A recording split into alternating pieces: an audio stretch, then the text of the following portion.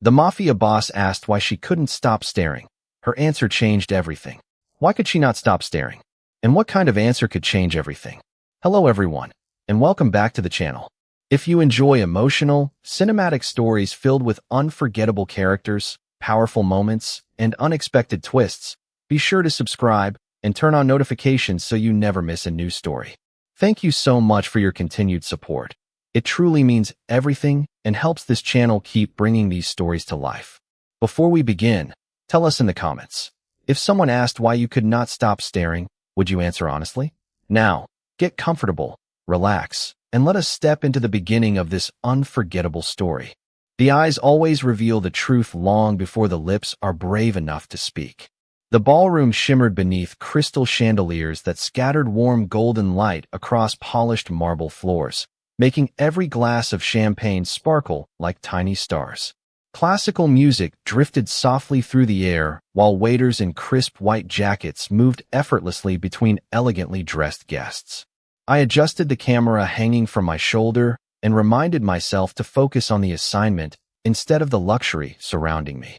Charity galas were some of my favorite events to photograph because they captured people at their happiest, or at least at their most convincing. My name is Claire Bennett, and at 27, I had learned that a camera could see through expensive smiles better than most people ever could. I checked the lighting on my lens just as another round of guests entered the grand ballroom. Business leaders greeted politicians. Philanthropists exchanged polite laughter with celebrities. Everyone seemed to know exactly where they belonged. I did not. I simply documented the evening one photograph at a time, quietly slipping between conversations without becoming part of them. That was the invisible privilege of being a photographer. People forgot you were there. My editor had given me one simple instruction before the event. Get photos of Adrian Walker if you can. Every magazine wants his picture. I had nodded. Without asking questions. I rarely followed business news, and names meant very little to me compared with expressions.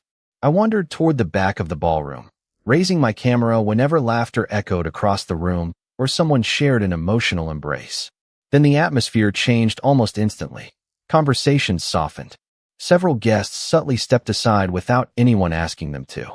Even the musicians seemed to lower their volume. Curious, I lowered my camera and looked toward the entrance. A tall man walked inside wearing a perfectly tailored black tuxedo that somehow appeared understated despite the elegance surrounding him. His movements were calm, unhurried, almost effortless.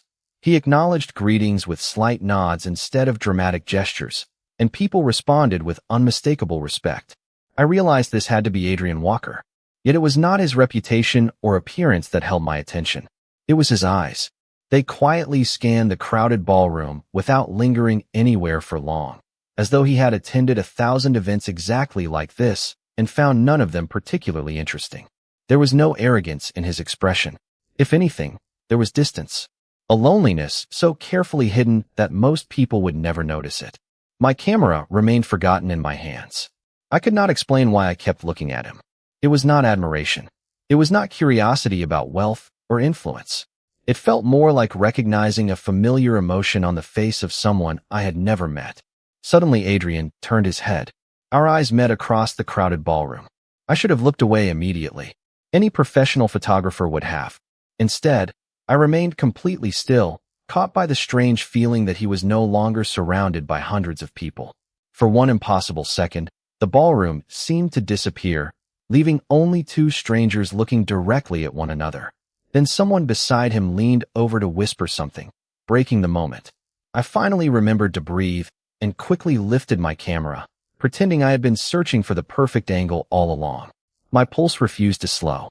I told myself to keep working, to stop thinking about a man I would probably never speak to. But every few minutes, almost against my own will, my eyes found him again.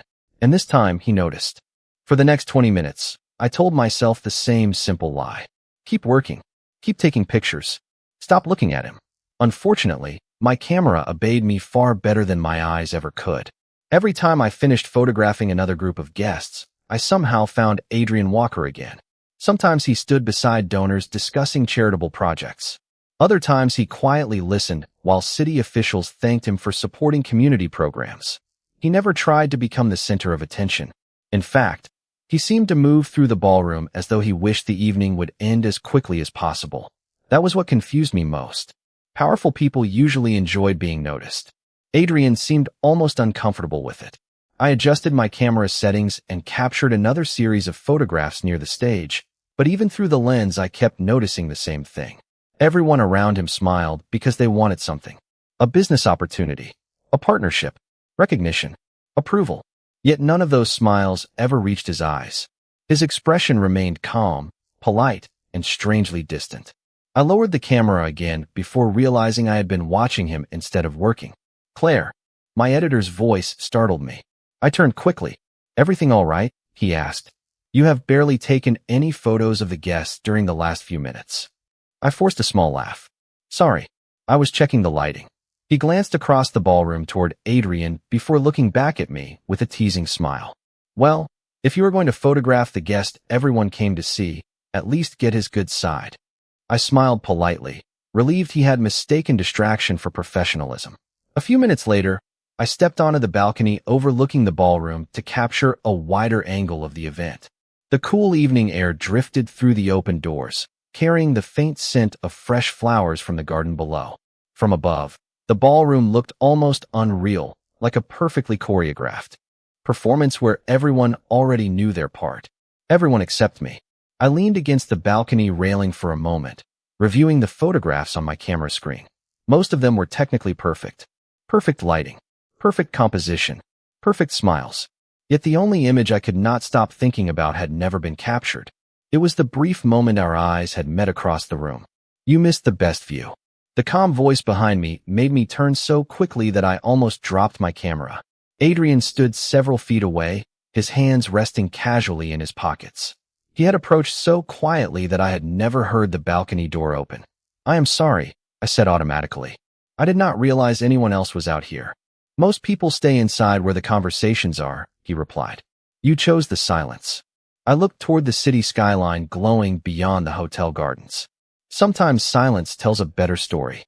He studied me for a moment, his expression thoughtful rather than suspicious. Then a faint smile appeared. "That is an unusual answer for a photographer." I smiled back without thinking. Maybe I am an unusual photographer. A comfortable silence settled between us while music drifted faintly through the ballroom doors. Finally, Adrian spoke again, his tone calm, but unmistakably direct. "May I ask you something?" I nodded. "Of course." His blue eyes met mine with quiet certainty. "Why do you keep looking at me?" My heart seemed to stop. There was no accusation in his voice. No anger. Only genuine curiosity. Every sensible instinct told me to apologize, invent an excuse, or laugh the question away. Instead, I looked directly into his eyes once more, realizing that for the first time all evening, he was waiting for an answer that no one else in the ballroom could possibly give. For a brief moment, I forgot the music, the guests, and the glittering ballroom behind us. There was only the question hanging quietly between us, and the unmistakable feeling that whatever I said next would matter far more than either of us expected. Every polite excuse crossed my mind. I could have blamed the camera. I could have said I was studying the lighting or waiting for the perfect photograph. Those answers would have been easy, safe. They also would have been completely untrue. Adrian continued watching me with calm patience. He did not seem impatient or offended. He simply waited, as though honesty interested him more than comfort. I took a slow breath before speaking. "Because..." My voice almost disappeared beneath the soft music drifting through the balcony doors. "Because you look lonely." The words escaped before I could stop them. Silence immediately settled around us. Even the distant laughter from the ballroom seemed farther away than before. Adrian did not answer. He did not frown. He did not laugh. He simply looked at me with an expression I could not immediately understand. I suddenly realized how ridiculous my answer must have sounded. I had known this man for less than an hour. Everyone in the city seemed to admire him. Newspapers described him as one of the most influential businessmen in New York. Yet somehow I had looked past all of that and said the one thing no reasonable person would ever say. Heat rushed to my face. "I am sorry," I said quietly. That probably sounded strange. Adrian's eyes never left mine. "Why lonely?" he asked. His voice remained calm, but now there was something different beneath it. Curiosity. Genuine curiosity. I looked toward the ballroom, where elegant conversations continued as though nothing unusual had happened. Everyone here watches you, I answered carefully. They admire your success. They respect your reputation. Some of them probably fear you. I paused before meeting his eyes again. But nobody is actually looking at you. He remained completely still. I continued before losing my courage. When you first walked into the room, everyone smiled. You smiled too, but your eyes never changed. They looked. I searched for the right word. Tired. Like someone carrying something too heavy for too long. Adrian slowly exhaled, though it was almost impossible to notice. For the first time since meeting him, the perfectly composed expression he had carried all evening seemed to soften. Not dramatically, just enough for me to realize I had somehow reached the person hidden behind the reputation. Neither of us spoke for several long seconds. Finally, he looked out across the city lights beyond the balcony. Nobody has ever answered that question the way you just did. I smiled nervously. Most people probably do not stare long enough. A quiet laugh escaped him. It was brief, genuine, and completely unexpected. It changed his face more than any smile could have. You are either remarkably observant, he said, or remarkably brave. I shrugged softly. I am a photographer.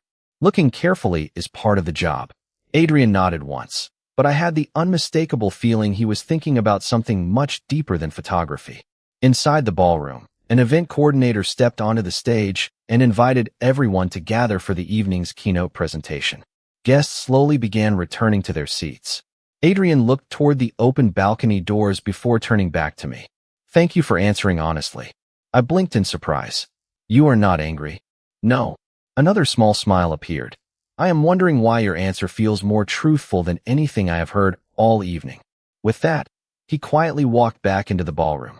I remained alone beneath the cool night sky, holding my camera without taking a single photograph, completely unaware that one honest sentence had just become the only conversation Adrian Walker would remember long after everyone else had forgotten the gala. The gala ended just after 10 o'clock, but long after I packed away my camera and left the hotel, Adrian's final words continued echoing in my mind. I kept replaying the brief conversation on the balcony, wondering why someone surrounded by admiration had seemed so affected by one honest observation from a complete stranger. By the next morning, I convinced myself I would probably never see him again. That was how events like this usually worked. People crossed paths for a few hours, exchanged polite conversations, and returned to their separate lives. I spent the following week editing hundreds of photographs from the charity gala. Every image looked beautiful. Crystal chandeliers reflected perfectly polished floors. Smiling guests raised glasses in celebration. Generous donors accepted awards beneath warm stage lights. Yet every time Adrian appeared in one of the photographs, I paused a little longer than necessary. The camera had captured exactly what I had noticed that evening. His smile reached everyone else. His eyes never quite did. My editor eventually walked behind my desk and laughed softly. You have been studying those photographs for almost 10 minutes. I quickly switched to another file. I am making sure the lighting is consistent. He folded his arms with an amused smile. The lighting is fine. You are looking for something else. Before I could answer, my phone vibrated with a new assignment.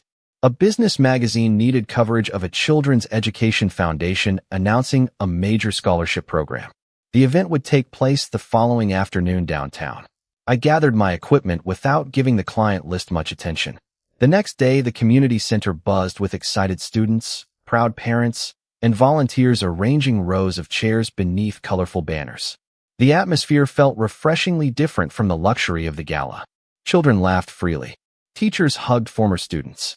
Nobody seemed interested in status or appearances. I immediately preferred this assignment. While photographing the opening ceremony, I noticed several organizers quietly thanking an anonymous donor whose contribution had made the entire scholarship program possible. Every time someone asked for the donor's name, they received the same gentle answer. He requested complete privacy. I admired that. Genuine generosity rarely needed an audience. A few minutes later, a familiar black sedan stopped outside the entrance. My breath caught before I could stop myself.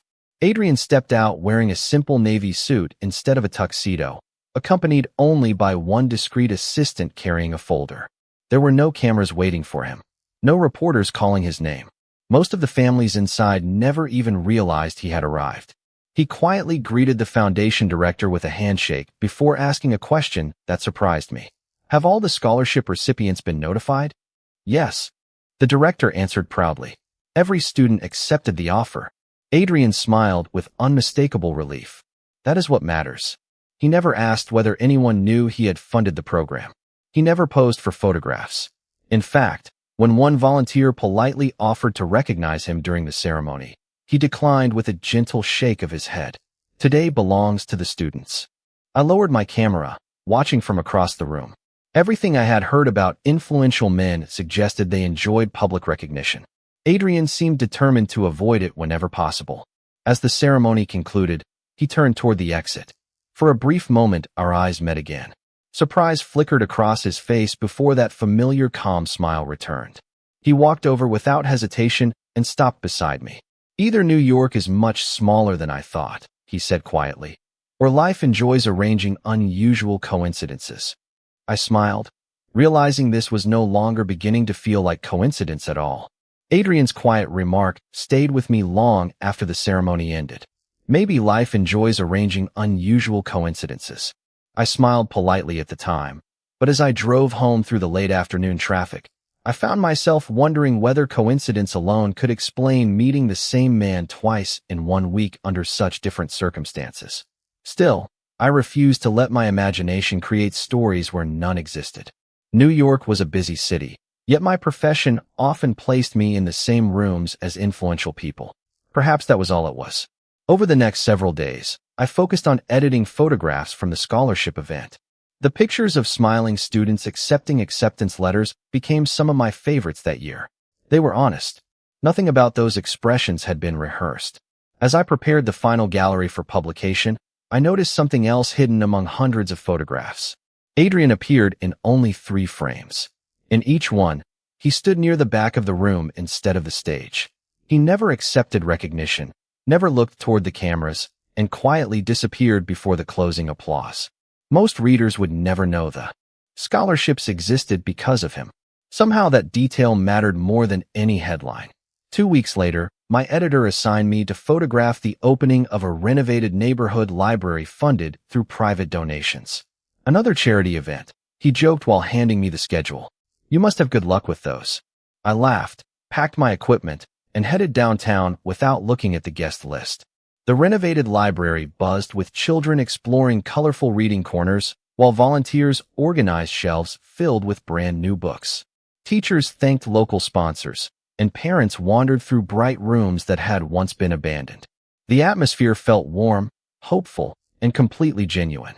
I spent nearly an hour photographing families before noticing a familiar figure standing quietly near a bookshelf in the children's section. Adrian was helping a little boy reach a book placed on the highest shelf. After handing it over, he listened as the child excitedly explained why dinosaurs were better than astronauts. Adrian nodded with complete seriousness, asking thoughtful questions that made the boy smile even wider. There were no reporters nearby. No executives followed him. He behaved exactly the same whether anyone noticed him or not. I lifted my camera almost instinctively, but stopped before pressing the shutter. Somehow that moment felt too personal to interrupt. You decided not to take the picture. His voice came from beside me several minutes later. I lowered the camera and smiled. Some moments belong to the people living them, not the person holding the camera. Adrian looked toward the children gathered around the reading area before answering. I was hoping you would say that. We slowly walked through the library together, speaking quietly so we would not disturb the families. You seem to appear wherever people are being helped, I said with a light smile. He looked amused. Or perhaps you do. I laughed softly. Maybe that is true. We stopped beside a window overlooking the small community garden behind the library. Autumn leaves drifted gently across the pathways, while children chased one another between flower beds. You asked me something at the gala, I said after a thoughtful silence. May I ask you something now? Adrian nodded. Anything. I looked at him carefully before speaking. Why do you never stay long enough for people to thank you? He watched the children outside for several quiet seconds before answering. Because gratitude should belong to the opportunity, not the person who made it possible. His answer settled gently into the silence between us. In that moment, I realized I was no longer trying to understand the reputation everyone talked about. I was trying to understand the man who seemed determined to live beyond it. After leaving the library that afternoon, I realized something had quietly changed inside me. The first time I noticed Adrian, I had been curious. The second time, I had been surprised. Now, after watching him choose anonymity over recognition again and again, curiosity had slowly become respect. Every article I found about him praised his business achievements, his investments, and the enormous influence he carried across the city. Yet none of them mentioned the small conversations with children, the anonymous scholarships, or the quiet habit of leaving before anyone could applaud.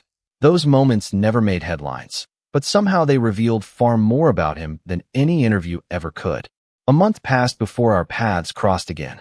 Autumn had painted Central Park in shades of amber and crimson, and I had been assigned to photograph a weekend charity run benefiting families of first responders. The park buzzed with volunteers, local businesses, and hundreds of participants gathering beneath colorful banners while live music drifted across the open lawn.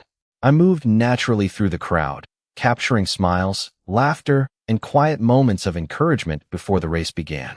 Near the finish line, I noticed a familiar figure wearing a simple navy jacket instead of an expensive suit. Adrian stood speaking with several volunteers, helping arrange water stations and folding chairs as though he were simply another member of the organizing committee. No photographers surrounded him. No public announcement acknowledged his presence. He seemed perfectly content that way. While adjusting my camera, I watched an elderly volunteer accidentally drop a heavy box filled with race packets. Before anyone else reacted, Adrian stepped forward, knelt beside her, and calmly helped gather every scattered envelope from the grass. He listened patiently as she apologized, then smiled warmly and assured her there was nothing to apologize for. She never appeared to realize who he was. I found myself smiling without even lifting my camera. Once again, the most meaningful moment of the day was the one nobody else seemed to notice. After the race concluded, I stood near a quiet walking path reviewing my photographs when Adrian approached carrying 2 paper cups of coffee. "Photographers forget to take breaks," he said, offering one to me. I accepted it with a grateful smile. "You remembered. You have a habit of becoming completely absorbed in your work." We walked slowly beneath the trees while fallen leaves crunched softly beneath our shoes. Neither of us seemed interested in filling every silence with conversation. Somehow the quiet had become comfortable. After several minutes, Adrian spoke first. "You asked me why I avoid recognition." I nodded. "I remember." He looked toward a group of children laughing near the fountain before continuing. "Power changes the way people speak to you. Some become afraid. Others become impressed. Very few remain honest." His voice stayed calm, but every word carried the weight of personal experience. "Eventually you begin wondering whether anyone still sees the person instead of the position." I looked at him thoughtfully. "That sounds exhausting." A faint smile crossed his face. "Some days it is." We continued walking until we reached a wooden bench overlooking the lake. Sunlight reflected gently across the water while families fed ducks along the shoreline. I finally understood the sadness I had noticed during the gala. It had never been loneliness caused by being alone. It came from always being surrounded by people while rarely feeling truly seen. I looked toward Adrian and spoke quietly. "The first night I saw you, I thought your eyes looked tired. I think I understand why now." He did not answer immediately. Instead, he watched the ripples spreading across the lake before saying something so quietly I almost missed it. "You are the first person who ever asked how carrying all of it actually feels instead of asking what carrying it can do for them." His words stayed with me long after the charity event ended. "You are the first person who ever asked how carrying all of it actually feels instead of asking what carrying it can do for them." I drove home beneath streets glowing with golden autumn lights, but my thoughts never left the quiet conversation beside the lake. Until then, I had assumed influence made life easier. I was beginning to understand that it also made honesty much harder to find. The following weeks passed peacefully. My photography assignments continued taking me across New York, from neighborhood festivals to nonprofit fundraisers, and every so often I unexpectedly found Adrian there. Sometimes he was speaking with organizers before an event began. Sometimes he arrived after everyone else had left, checking whether promises had actually become reality instead of publicity. Each meeting felt unplanned, yet strangely natural. We never exchanged dozens of messages or arranged elaborate dinners. Instead, our conversations happened in ordinary moments that somehow felt more meaningful than grand occasions ever could. One chilly evening, I received an invitation to photograph the opening of a new youth arts center. The building had once been an abandoned warehouse before generous private funding transformed it into classrooms, music studios, and galleries for local teenagers. Children proudly displayed paintings while parents wiped away quiet tears of pride. I moved carefully through the crowd, capturing those moments that could never be recreated. As the ceremony concluded, I stepped into one of the empty art rooms to photograph the sunlight streaming through tall windows onto unfinished canvases. The room was silent except for distant laughter echoing from the hallway. I had a feeling I might find you where nobody else was looking. Adrian's familiar voice made me smile before I even turned around. He stood in the doorway with his hands folded loosely in front of him, looking less like one of the city's most powerful men and more like someone simply enjoying a peaceful afternoon. And I had a feeling you would leave before anyone thanked you, I replied. He laughed quietly. You know me better than I expected. We walked slowly through the empty studio, stopping beside an easel where a young student had painted a sunrise stretching across a calm ocean. Adrian studied the painting for several thoughtful seconds. Beautiful, he said softly. It is unfinished, I replied. Maybe, he answered. Or maybe it only looks unfinished because the artist still believes tomorrow belongs on the canvas. His answer made me smile. Somehow he always found unexpected meaning in ordinary things. We continued walking until we reached another room overlooking the courtyard where students celebrated with their families. Adrian rested one hand lightly against the window frame, watching the joyful scene below. Do you ever regret becoming the person everyone expects you to be? I asked gently. He remained quiet for a long moment. Sometimes I wonder whether people remember my name more easily than my face. I looked directly at him. I think they remember your reputation before either. He nodded without looking away from the window. That is usually true. I took a slow breath before saying what had been quietly growing inside me since the gala. People are impressed by your influence. They respect your success. Some are even intimidated by your reputation. He turned toward me, listening carefully.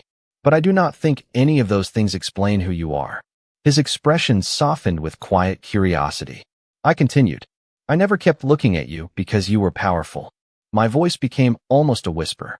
I kept looking because your eyes were asking for someone to notice the person hiding behind everything everyone else admired.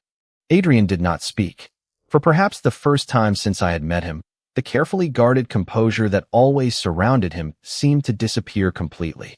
He looked away toward the courtyard, took one slow breath, and smiled with a quiet sincerity I had never seen before. It was not the smile of a respected leader. It was simply the smile of a man who, after a very long time, finally believed someone had truly seen him. For a long time, neither of us said another word.